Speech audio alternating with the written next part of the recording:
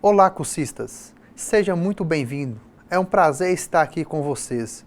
Meu nome é Romeu Gabriel da Silva Mota. Trabalharemos a disciplina Movimentação e Armazenagem.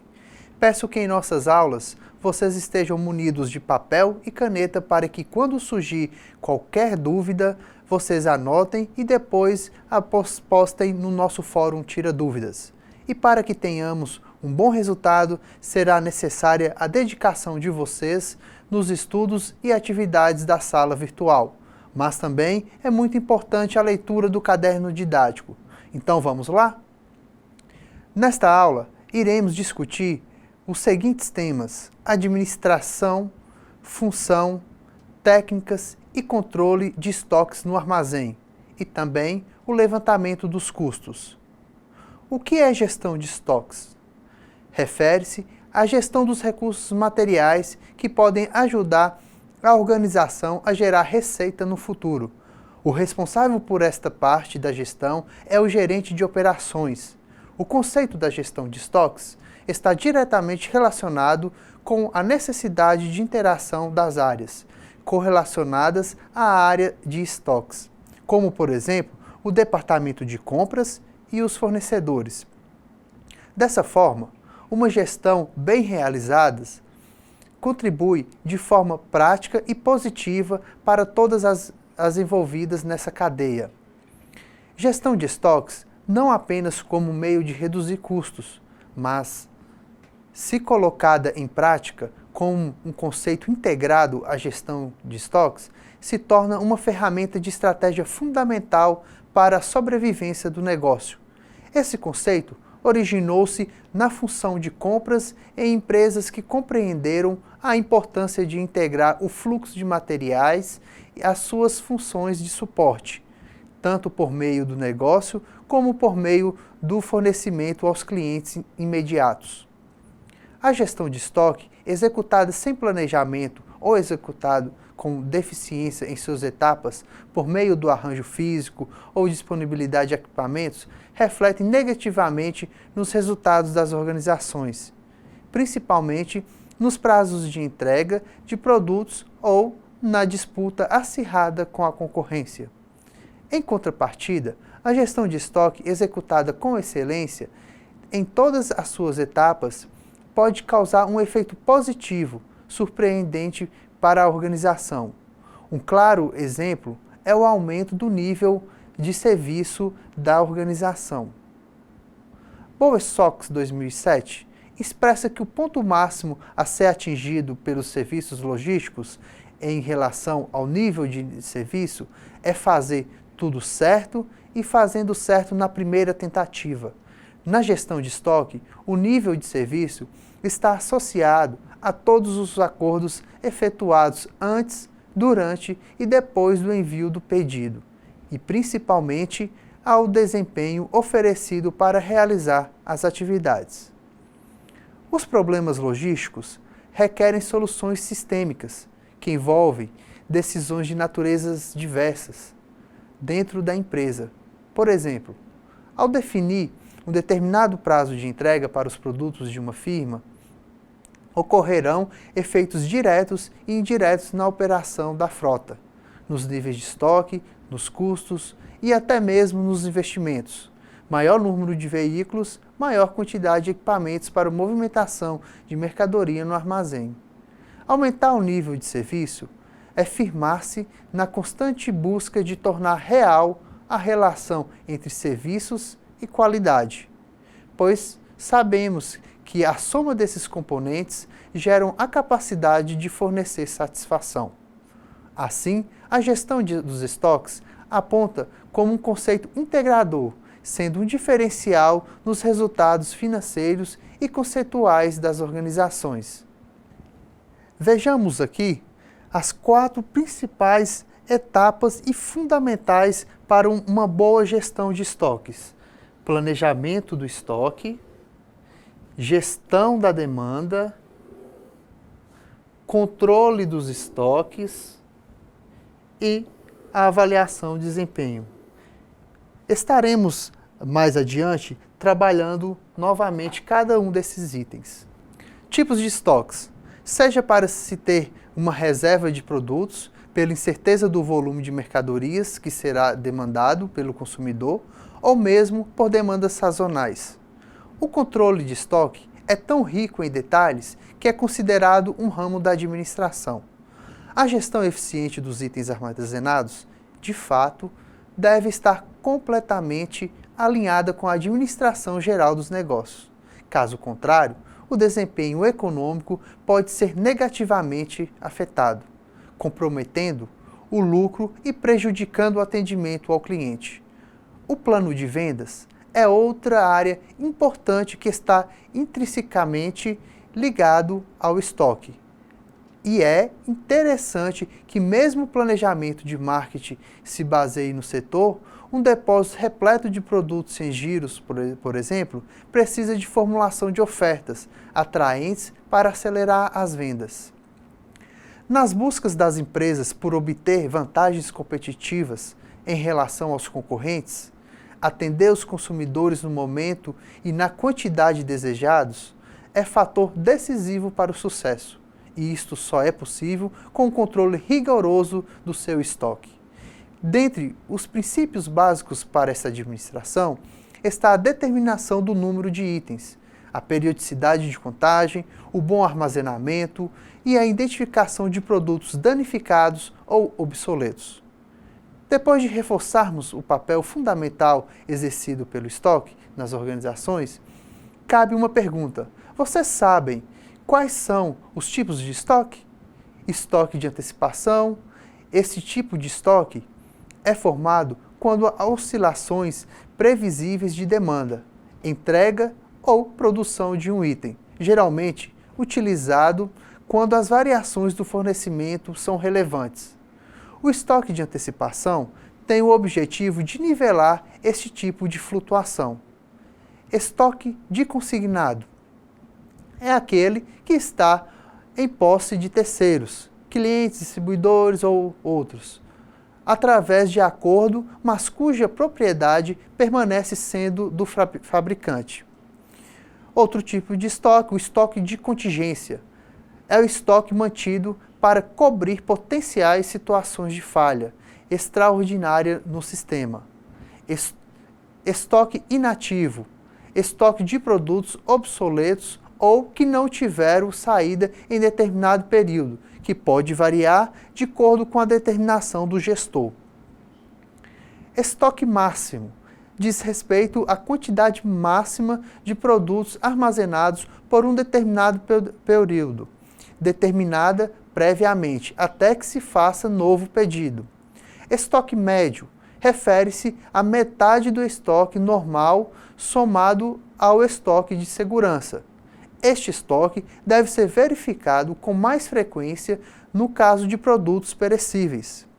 Estoque mínimo está ligado à menor quantidade de um item em estoque para prevenir uma eventualidade que se deve ao consumo além do previsto ou atraso na entrega de novas mercadorias. Estoque de proteção é o estoque formado para evitar que a empresa seja pega de surpresa e fique desabastecida em caso de greve, aumento abusivo de preços, dentre outras eventualidades. Estoque regulador, geralmente utilizado em empresas com diversas filiais. Neste caso, uma das unidades mantém um estoque maior para suprir as eventuais necessidades das outras. Estoque sazonal ou antecipado. Este estoque é determinado com antecedência para cobrir uma demanda que foi prevista para o futuro, um pico ou quando a demanda e a capacidade de produção estiverem em desequilíbrio. Estoque de produção. Este estoque tem o objetivo de garantir a entrega e o suprimento em casos inesperados, de grande demanda ou por precaução. Caso um determinado lote seja reprovado em um controle de qualidade, por exemplo. Estoque em trânsito refere-se aos produtos que estão no caminho, em vias de entregas pelas transportadoras. Diz respeito ao tempo em que as mercadorias permanecem nos veículos de transporte. Quais as funções da gestão do estoque? Determinar quais itens serão mantidos em estoque. Essa função é primordial, pois vão determinar seu volume na quantidade de itens de estoque. Itens essencialmente indispensáveis para um bom andamento das atividades em geral da empresa. Determinar as quantidades desses itens, mínimo, máximo e o ponto de reposição. Importante definir os valores das quantidades físicas de cada item, sempre se valendo de algumas premissas como rotatividade, custo, grau de dificuldade de aquisição, volume de estocagem, entre outros. Acionar o processo de reabastecimento ou compras. Não se pode falhar entre a emissão do pedido e a aprovação para que o setor de compras agilize e efetue a aquisição do item no tempo adequado, conforme o ponto de reposição e estoque mínimo. Essa fase pode ser bem diferenciada, conforme o processo de cada empresa. Fazer o reabastecimento, conferência, estocagem e atendimento aos usuários do sistema. O gestor deve se preocupar em ter as pessoas certas e nos lugares certos e bem treinados para cada atividade. O trabalho executado corretamente em cada atividade pode garantir um ótimo fluxo de entradas e saídas do estoque. Fazer constantemente uma acuracidade dos saldos. Começa com a perfeição do passo anterior e continua no dia a dia com o pessoal que faz o atendimento das saídas. É importante fazer uma verificação rápida cada vez que se desloca para retirar um determinado item. Saber o quanto teria que ter em estoque e, principalmente, ser preciso no apontamento. Verificar as baixas ou nenhuma rotatividade de itens que possam ser excluídos. Podemos nos valer de relatórios periódicos, comparando as entradas e as saídas de cada item e observando possíveis desvios de comportamento de algum item em específico, como, por exemplo, entrou o item A em estoque máximo há mais de 30 dias e ainda não tem nenhuma saída, e o item B, a cada 15 dias, é preciso acionar uma solicitação de reposição do item? Nos dois casos, é necessário uma avaliação, pois com certeza tem algo errado e que precisa ser corrigido. Realizar inventário periódico do estoque, periodicidade predeterminada conforme cada empresa. Normalmente, executado por pessoal de outra área e com o auxílio do pessoal da área do estoque. É quem se pode verificar se a área está bem administrada. Nesse trabalho, é feito normalmente com a escolha de determinados itens e outra com itens aleatórios, sendo determinado antecipadamente o número de itens a serem verificados em sua totalidade. O resultado apurado determina as divergências encontradas e o acerto das mesmas. A periodicidade desse trabalho pode variar para cada empresa, conforme o tamanho do seu estoque. Porém, anualmente é certo que isso precisa acontecer devido ao fechamento do ano contábil. Vamos falar agora da localização e endereçamento de estoque. Uma das grandes preocupações das redes varejistas é fazer a armazenagem correta dos produtos, sendo a fácil localização de um produto no estoque um ponto crucial dessa armazenagem correta. Um grande aliado em fazer com que essa localização seja simples e eficaz é o endereçamento logístico. O papel do endereçamento logístico no estoque é muito importante. Um bom endereçamento é aquele que qualquer pessoa que entra no estoque consiga localizar o item. Além de ajudar na localização, também contribui para um bom controle do estoque, pois quando o item se concentra em um único lugar, fica muito mais fácil controlar a entrada e a saída do mesmo. Vejamos como funciona o endereçamento logístico e como deve ser aplicado. O endereço logístico, dentro de um estoque, pode ser entendido da mesma forma que identificamos as residências e ou moradias, através de ruas, números de casas ou edifícios, andares e números de apartamentos, sendo aplicados da seguinte forma: corredores, módulos ou colunas, nível, vão ou sequência. Podemos colocar que a forma como é utilizado a localização das posições de armazenamento deixa simples e de fácil entendimento, pois faz parte da vida das pessoas. Um princípio importante no conceito de endereçamento de armazéns é evitar o uso das letras. Estas são limitadas, confusas e não fazem uma referência direta de localização em nossa mente. Por exemplo, se uma pessoa estiver na rua 4 e precisar direcionar-se até a rua 14, imediatamente ela sabe que precisará deslocar-se 10 ruas. Mas, se estiver na rua D e precisar ir até a rua O, quantas ruas terá de deslocar-se? O cálculo fica um pouco mais demorado. Vamos lá? Aqui um exemplo de endereçamento. Corredor é identificada como a rua. A rua ou o corredor não pode ter repetição, deve ser único dentro da mesma área.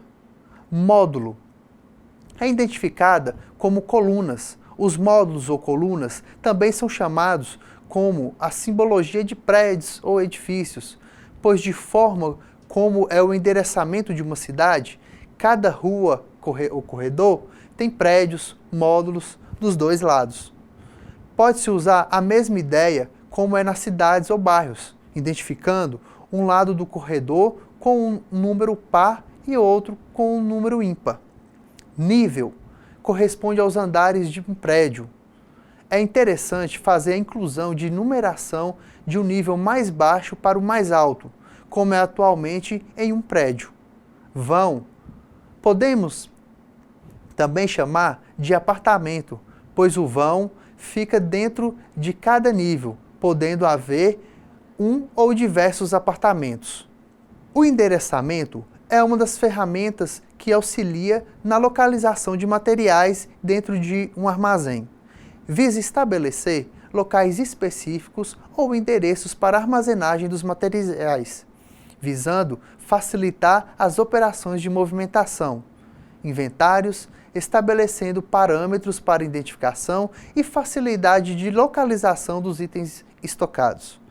No endereçamento, é necessário observar alguns fatores e objetivos para melhor organização e desempenho do trabalho: tipo de produtos estocados, instalações necessárias, tipos de processamento, tamanho dos pedidos, facilitar a localização, otimizar tempo do separador, facilitar o controle de validade, indicar endereçamento no recebimento do produto, manter correto o endereçamento do produto, modificações de endereço, repassar para o responsável do setor, tirar periodicamente relatórios de auditoria para verificação, para que assim atingir os objetivos e respeitar esses fatores, é necessário um planejamento de espaço que, segundo Moura, em 2005, é preciso planejar as áreas de recebimento e expedição, que inclui definir os materiais a serem recebidos e expedidos, determinar as docas de recebimento e necessidade de espaço para movimentação de materiais, como também planejar o espaço para estocagem, que inclui definir materiais e quantidades que serão estocados e determinar o tipo de localização, que poderá ser fixa ou aleatória. Sistema de endereçamento. O objetivo é de localização de materiais e estabelecer meios necessários para a perfeita identificação de localização dos materiais.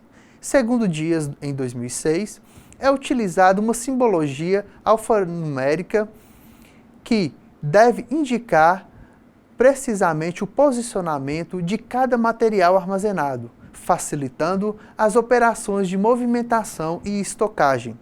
Existem dois métodos básicos de endereçamento ou localização de materiais: sistema de endereçamento físico e o sistema de endereçamento variável. No sistema de endereçamento fixo, existe uma localização específica para cada material. Se não houver muitos materiais armazenados, nenhum tipo de codificação formal será necessário. Caso a linha de materiais seja grande, deverá ser utilizado o código alfanumérico, que tem como objetivo minimizar o tempo de localização dos materiais. Sistema de endereçamento variável. Neste sistema, não existem locais fixos de armazenagem, a não ser para itens de armazenagem especial. Os materiais ocuparão os locais disponíveis dentro do armazém. O inconveniente desse sistema é o perfeito controle que se deve ter da situação para que não se tenha risco de possuir material perdido no armazém. Apesar desse sistema possibilitar a melhor utilização do espaço, pode aumentar o tempo de montar um pedido, pois um único item pode estar localizado em diversos pontos. Esse método é mais popular em armazéns automatizados, que exigem o mínimo de mão de obra. A classificação e codificação dos materiais. A proposta de classificação e codificação tem como objetivo melhoria da gestão, buscando facilitar e aperfeiçoar a identificação e localização dos itens em estoque, bem como facilitar a comunicação interna na empresa, evitar a duplicidade de itens, facilitar a padronização de materiais, permitindo as atividades de gestão de estoques e compras, obter um controle contábil dos estoques, permitindo o pleno controle de estoque e de compras em andamento de recebimento. A classificação material visa estabelecer a identificação, a codificação, o cadastramento e a catalogação de todos os materiais da empresa, para agrupar de maneira uniforme e segundo critérios pré-definidos. Os dados identificadores dos diferentes itens de material empregados em uma empresa, de forma que fossem fornecidos e divulgados aos elementos necessários aos diferentes fins de suprimento. Na codificação, proporcionará uma linguagem comum entre os parceiros comerciais, contribuindo para a eficácia no processo de comercialização dos produtos. Como percebemos, as empresas sempre se preocuparam em identificar com facilidade a grande quantidade e diversidade de seus materiais, pois a codificação representa, por meio de um conjunto de símbolos alfanuméricos ou simples numéricos, as características dos materiais, de maneira racional, metódica e clara. Assim, alcançará o objetivo definido, a sua catalogação, simplificação, especificação, normalização, padronização e codificação de todos os materiais componentes do estoque da empresa.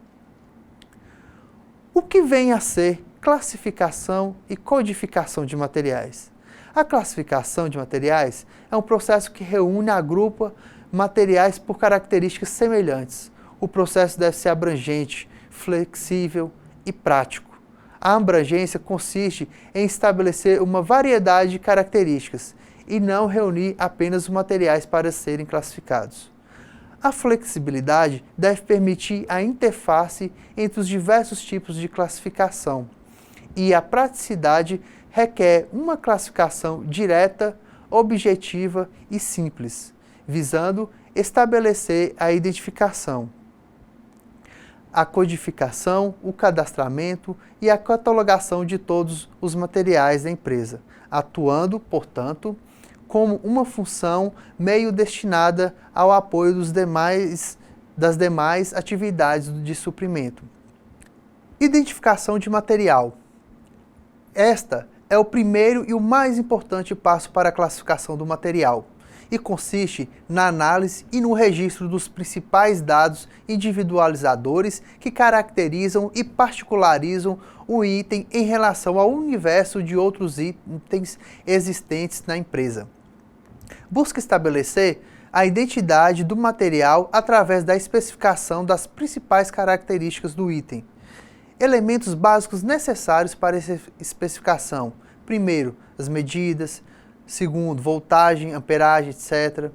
Terceiro, tipo de acabamento. Quarto, material empregado na fabricação. Quinto, normas técnicas. Sexto, referenciais comerciais, compreendendo o número da peça, o número ou nome do modelo. Sétimo, especificação da embalagem. Oitavo, forma de acondicionamento. Nono, número e ou nome do catálogo ou lista de peças. Décimo, a cor. 11º, nome do fabricante. 12º, aplicação do material ou identificação do equipamento da unidade em que é aplicado. Algumas empresas até dividem os itens em material técnico e material administrativo. Outras os classificam em peças e em material simplesmente. Os materiais técnicos ou as peças, conforme a distinção feita, são os itens sujeitos às especificações resumidas sem prejuízo para sua identificação, enquanto as demais necessitam, para sua individualização, de sua identificação o mais completa possível, onde entra a maioria dos dados identificados apresentados. Codificação de material é o segundo passo, que consiste na atribuição de um código representativo dos elementos identificadores do item e que simboliza a identidade do material. Essa codificação visa facilitar as operações na empresa, uma vez que todo um conjunto de dados descritivos individualizadores do material é substituído por um único símbolo representativo. Quanto maior for o universo e a diversidade dos itens, torna-se mais ainda a necessidade do código. Com o processamento de dados, tornou-se obrigatório a introdução de códigos que possibilitassem a entrada e o registro de dados em computador, em que podem ser codificados no sistema alfabético, sistema alfanumérico ou sistema numérico. Níveis de estoque. Ter estoque muito baixo pode prejudicar as vendas. Por outro lado, estoque muito elevado impacta capital de giro. Dessa forma, manter níveis de estoques adequados de mercadorias é uma tarefa que requer organização e um controle rigoroso.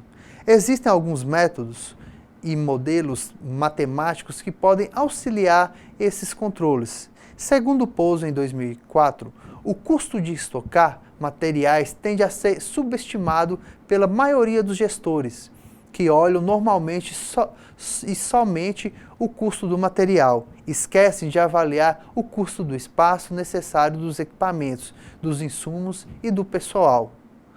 A mais importante função do controle de estoques e dos materiais está relacionado com a administração de níveis de estoque. Manter os níveis economicamente satisfatórios, o atendimento às necessidades em material de qualquer empresa constitui seu mais amplo objetivo. Dentre alguns modelos e métodos de controle dos níveis de estoque, destacam-se a seguir: estoque mínimo ou estoque de segurança. O estoque mínimo, também denominado estoque de segurança, pode ser definido como sendo a quantidade mínima possível capaz de suportar um tempo de ressuprimento superior ou programado, ou um consumo desproporcional. Tal quantidade tem como objetivo a garantia do funcionamento ininterrupto e eficiente do processo produtivo sem risco de faltas. Em síntese, é a quantidade mínima de mercadoria que a empresa deve manter em estoque para atender às suas necessidades e assegurar seu nível de serviço desejado por determinado período. Lembrando que nível de serviço é definido como o desempenho oferecido pelos fornecedores aos seus clientes, internos ou externos, no atendimento dos pedidos. Isso significa que se pode determinar, por exemplo, que um determinado item terá seu nível de serviço fixado em 95%, ou seja, 95% das vezes que houver uma solicitação deste item, ela será atendida. e, em 5% dessas vezes, ocorrerão falta. Tempo de ressuprimento compreende o intervalo de tempo compreendido entre a emissão do pedido de compra e o efetivo recebimento, gerando a entrada de material do estoque. O tempo decorrido entre um ressuprimento e outro chamado de intervalo de ressuprimento. Tempo de reposição. A informação sobre o tempo de reposição é indispensável para o cálculo do estoque mínimo. O tempo gasto desde a verificação de que o estoque precisa ser reposto até a chegada efetiva do material no almoxarifado da empresa. Esse tempo requer uma divisão de forma a especificar a sua informação. A divisão deste tempo pode ser efetuada em 3 momentos. Emissão do pedido, tempo que leva desde a emissão do pedido de compra pela empresa até ele chegar ao fornecedor. Preparação do pedido, tempo que leva o fornecedor para fabricar os produtos, separar os produtos, emitir faturamento e deixá-los em condições de serem transportados. E o tempo de transporte, que leva da saída do fornecedor até o recebimento pela empresa dos materiais encomendados. Tempo de cobertura, período decorrido entre o momento em que se verifica necessidade de fazer o pedido ao fornecedor e o momento em que repõe a mercadoria em estoque. Para que o cálculo do tempo de cobertura são necessários algumas informações. Prazo de informação, que é o tempo que demora para tomar conhecimento do item que está faltando. Prazo da elaboração do pedido ou preparação da compra, tempo desde o momento que se sabe da falta do produto, a emissão do pedido de compra pela empresa, até ele chegar ao fornecedor.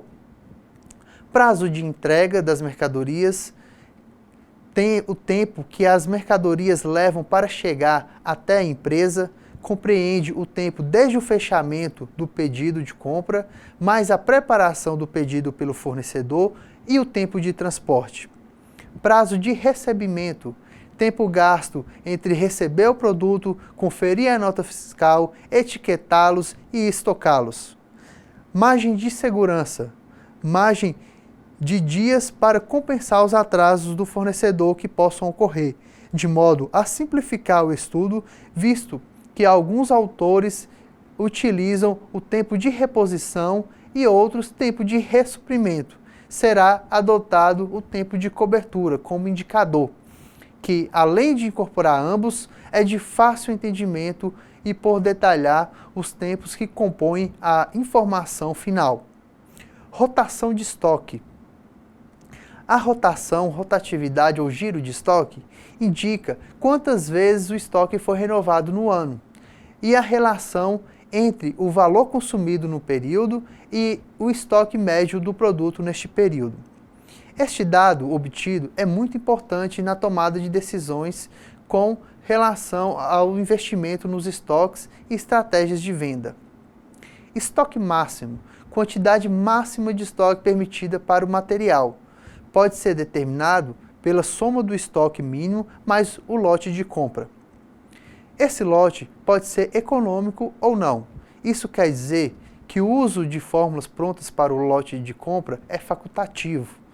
A organização decidirá pelo seu uso ou utilização de outro modelo. Consumo média mensal, demanda média. É a quantidade referente a média aritmética das retiradas mensais de estoque, para que haja uma confiabilidade maior sobre o valor obtido. Deve-se fazer esta média pelo consumo de 6 meses no mínimo. Através da média obtida, pudesse presumir a demanda mensal do produto. Pode-se estimar também a demanda diária, semestral e anual. Ponto de pedido ou nível de reposição. Indicador de que, quando os níveis de estoque alcançarem o estoque virtual, a mercadoria deverá ser reposta. e que a quantidade de saldo em estoque suportaria o consumo durante o tempo de reposição. Vamos falar agora do nível ABC.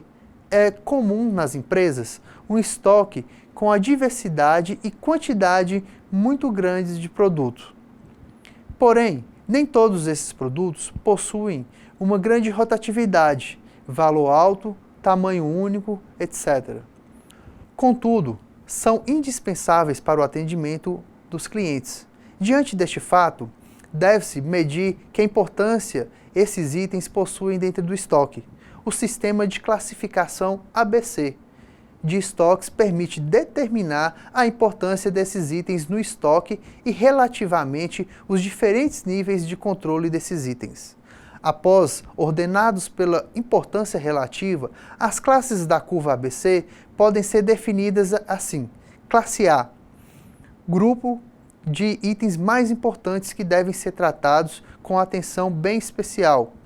Classe B, grupos de itens em situação intermediária entre as classes A e C. E a classe C, grupo de itens menos importantes, que justificam pouca atenção. Existem várias situações em que se pode aplicar a metodologia ABC. Pode-se basear o princípio ABC na observação de que um pequeno número de itens frequentemente domina os resultados atingidos em qualquer situação. Estes percentuais podem variar de acordo com a análise e a interpretação a se fazer. Alguns autores atribuem percentuais variados.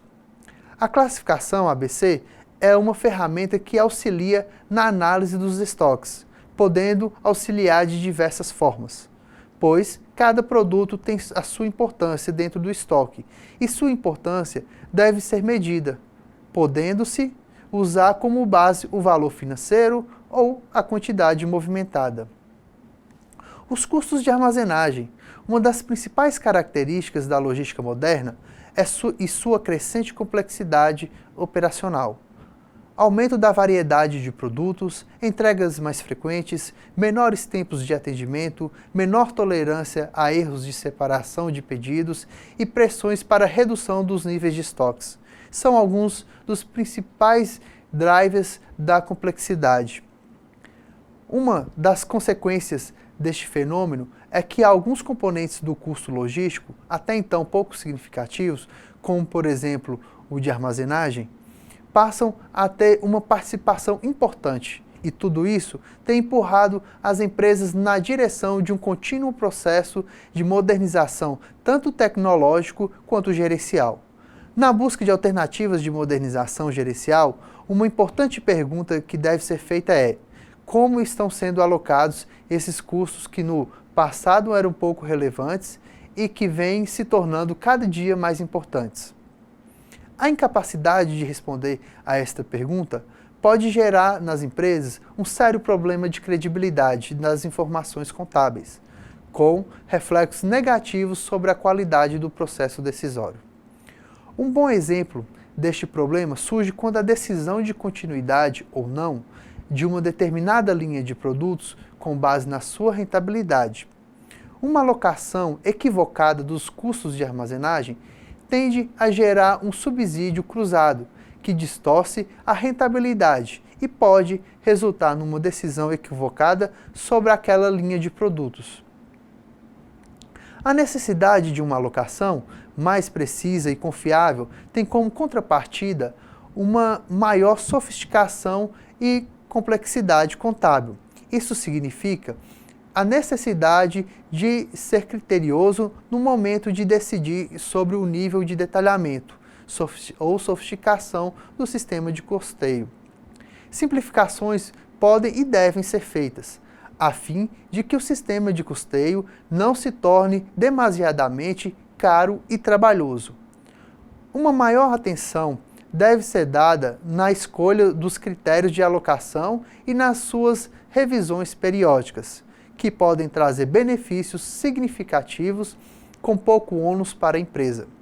Diante dessa demanda por informações mais confiáveis, iremos tratar do custeio das atividades relacionadas à armazenagem, propondo maneiras eficazes de alocação de custos a produtos e clientes. Apenas como lembrança, é importante deixar clara a diferença entre custos de estoques e armazenagem. Serão considerados custos de armazenagem os que se referem ao acondicionamento dos bens e sua movimentação, como, por exemplo, aluguel do armazém, mão de obra, depreciação das empilhadeiras, enquanto os custos referentes aos bens produzidos ou comercializados, propriamente dito como o custo financeiro de estoque e o custo de perdas, devido a roubos, obsolescência ou avarias. Serão tratados em outra oportunidade por serem classificados como de estoque. As atividades de armazenagem não vêm sendo tratadas com a devida atenção pelos sistemas de custeio, nem mesmo pelos sistemas gerenciais. Normalmente, esses custos são agrupados a um único centro de custos e alocados aos produtos ou mesmo aos clientes com base no faturamento ou no volume de vendas. Até mesmo as empresas que utilizam o sistema de custeio ABC tendem a alocar seus custos de armazenagem com base nos critérios de faturamento ou volume. Essa prática de alocação sempre gerou distorções. No entanto, no passado, esses custos não eram tão relevantes e, portanto, não tinham grande influência no resultado final. Antes de prosseguir, tratando dos custos, é importante lembrar porque a atividade de armazenagem vem ganhando importância e os seus custos se tornando mais relevantes tanto na indústria quanto no varejo. As indústrias têm acompanhado a tendência de mercado de ampliar a gama de itens produzidos e aumentar a frequência de entregas. Como resultado dessas transformações, ocorre um aumento do número de pedidos processados e a mudança no perfil desses pedidos. Grandes pedidos estão sendo substituídos por muitos pequenos pedidos com grande variedade de itens. Assim, torna-se necessário o investimento em novas tecnologias de gerenciamento, movimentação e separação de materiais, como sistemas transelevadores e sistemas automáticos ou semiautomáticos de picking. No varejo, os custos de armazenagem também são bastante representativos. Não há dúvida sobre a relevância dos custos associados ao espaço em gôndolas e a reposição de mercadorias. No entanto, estes custos usualmente não são vistos como de armazenagem. Na realidade, não importa se a empresa os considera ou não como de armazenagem, mas sim que a mesma metodologia de alocação pode ser utilizada com sucesso. Afinal, estamos nos referindo à movimentação e acondicionamento de mercadorias. Outra forte tendência do varejo é operar como depósitos, centralizadores de estoque e com a prática de cross-docking, tornando mais expressivo os custos de armazenagem, relativamente aos custos de estoques que tendem a se reduzir diante da centralização. Além das transformações nos sistemas clássicos de armazenagem da indústria e do varejo, a necessidade por informações mais precisas vem fazendo com que o sistema de custeio deixe de atender às expectativas. A busca por maior acurácia das informações surge da dificuldade de se gerenciar a carteira de produtos diante das pequenas margens de contribuição e da grande variedade de itens. Para superar essas dificuldades, é necessário que as melhorias dos sistemas de custeio sejam resultado do esforço conjunto do pessoal da armazenagem com a controladoria da empresa.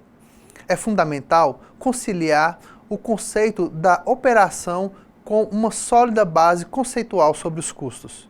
A metodologia de medição e alocação de custos que será apresentada pode ser utilizada não só para o desenvolvimento ou aperfeiçoamento de um sistema de custeio, mas também para cálculos de custos em situações específicas com a finalidade de apoiar decisões de média e longo prazo.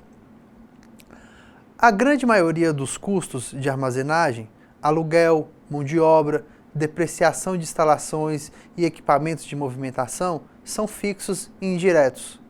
Essas duas características dificultam, respectivamente, o gerenciamento da operação e a alocação de custos. A elevada parcela de custos fixos na atividade de armazenagem faz com que os custos sejam proporcionais à capacidade instalada. Desta maneira, pouco importa se o armazém está quase vazio ou se está movimentando menos produtos do que o planejado. Ainda assim, a maior parte dos custos de armazenagem continuarão ocorrendo, pois, na sua grande maioria, estão associados ao espaço físico, aos equipamentos de movimentação, ao pessoal e aos investimentos em tecnologia. Para tornar a situação ainda mais complexa, é importante lembrar que a demanda pela atividade de armazenagem não é constante, nem ao longo dos meses, nem ao longo dos dias do mês ou semana. Um exemplo claro disso é a concentração da expedição nos últimos dias do mês. Isto tende a levar ao superdimensionamento da capacidade para atender os dias de pico ou, ao contrário, faz com que o armazém opere acima da sua capacidade, prejudicando o nível de serviço, através de falhas, avarias e atrasos. Assim, medidas que venham amortecer essas variações na demanda sempre serão positivas, do ponto de vista da expedição, principalmente quando as razões para os picos de demanda são induzidas por políticas internas, como, por exemplo, cotas mensais de vendas, prazos para faturamento, falta de uma política de ressuprimento contínuo com clientes. O fato de os custos de armazenagem serem indiretos dificulta a sua alocação aos produtos e clientes, pois a alocação, neste caso, é realizada através de rateios, deixando-os sujeitos a distorções. Para minimizar as distorções, é importante que os itens de custos sejam contabilizados de acordo com a sua função, movimentação, acondicionamento e administração, e não por conta naturais, que é de depreciação ou mão de obra. A alocação seja condizente com o real consumo de recursos na operação. Etapas para o custeio da armazenagem. Independente do grau de sofisticação do sistema de custeio, são sugeridas 4 etapas básicas que serão desenvolvidas a seguir. A seguir, iremos apresentar os 4 etapas básicas para o custeio de armazenagem. Primeira etapa: identificar os itens de custo. Segunda etapa: calcular os itens. Terceira etapa: agrupar itens de custos relativos a cada função ou atividade. E na quarta etapa, alocar os custos a cada produto ou cliente. Identificar os itens de custos. Nessa etapa, deve-se selecionar os itens de custos que serão considerados. Por exemplo, operadores de empilhadeira, supervisores, depreciação das empilhadeiras, custo de oportunidade das empilhadeiras, aluguel do armazém, depreciação dos racks e custo de oportunidade. É importante que as contas não sejam agrupadas somente de acordo com a sua natureza, como depreciação, pessoal, etc. Pois, neste caso, se condicionaria a alocação de todas as contas a um único critério. Dessa forma, em vez de utilizar uma única conta de depreciação, deve-se considerar separadamente a depreciação de cada ativo, empilhadeira, rack, pallet, etc.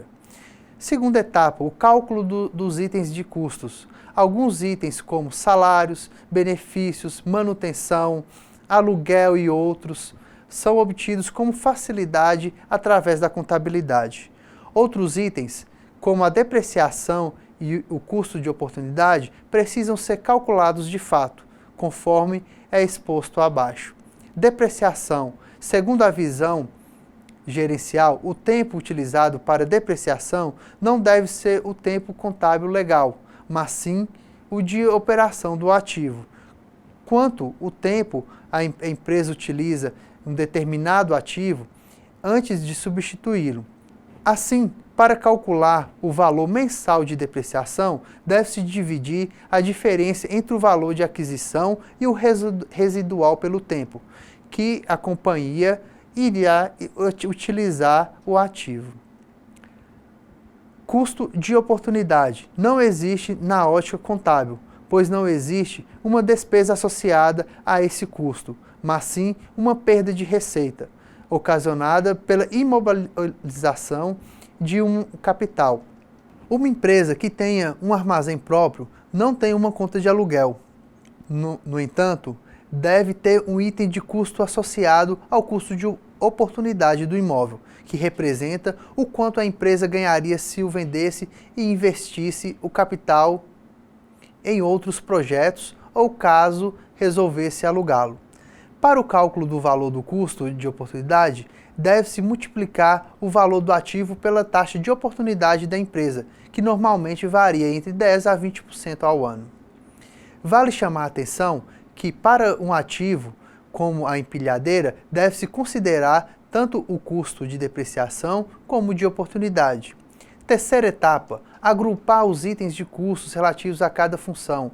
O objetivo de agrupar os custos em funções ou atividades é facilitar a alocação desses custos na etapa seguinte.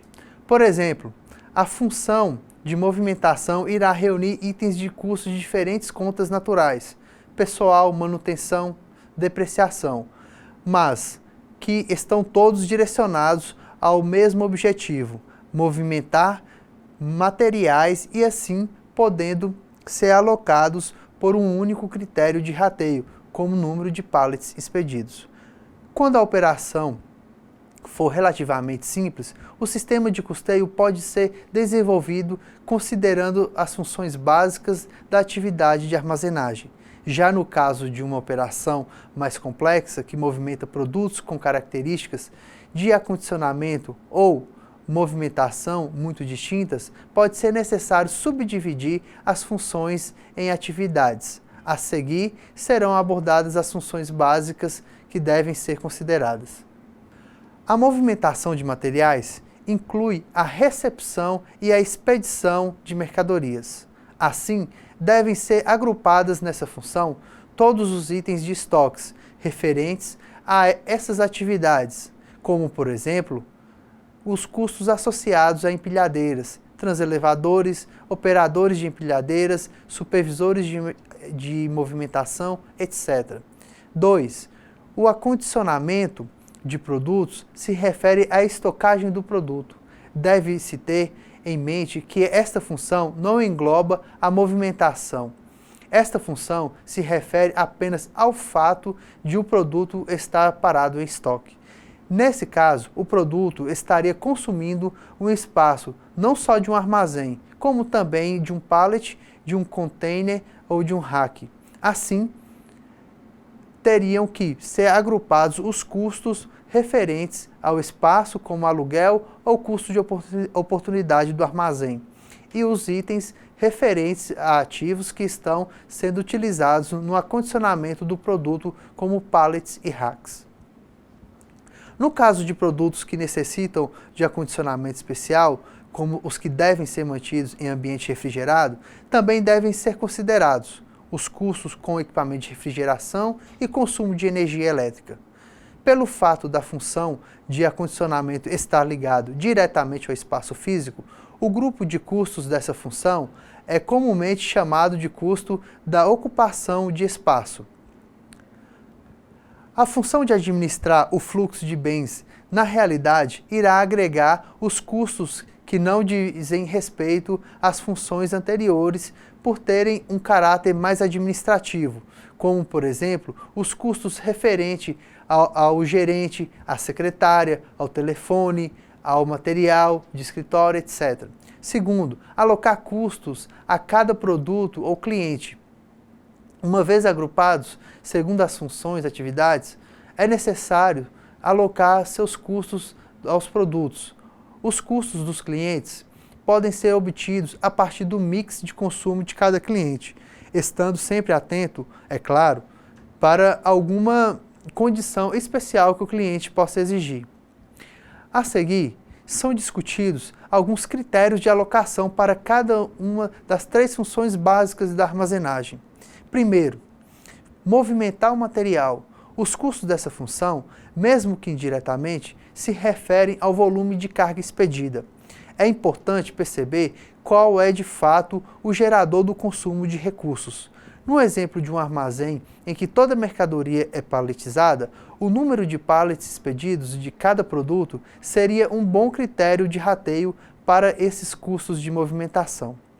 Nesse caso, pode-se imaginar que o consumo dos recursos se dá pela movimentação da empilhadeira, que carrega sempre um pallet, independente das quantidades de produtos ou caixas nele contido.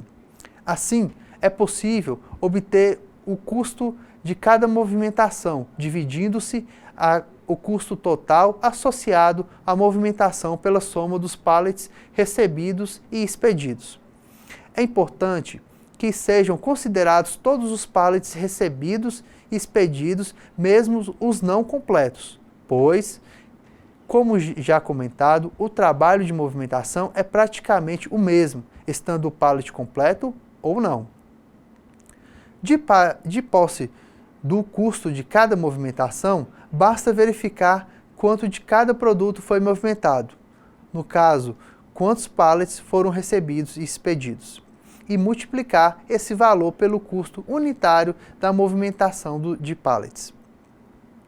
Se esse mesmo armazém expedisse não só pallets, mas também caixas avulsas, já seria interessante separar a função de movimentação em atividades como, por exemplo, recepção, expedição de pallets e expedição das caixas avulsas. Primeiro, acondicionar produtos. Os custos dessa função usualmente dão margem a distorções na alocação, uma vez que esses não são proporcionais ao volume expedido. Uma linha de produto pode estar ocupando espaço no armazém e não ter nenhuma unidade vendida, enquanto outra pode ocupar um espaço relativamente pequeno e ter um alto volume de vendas.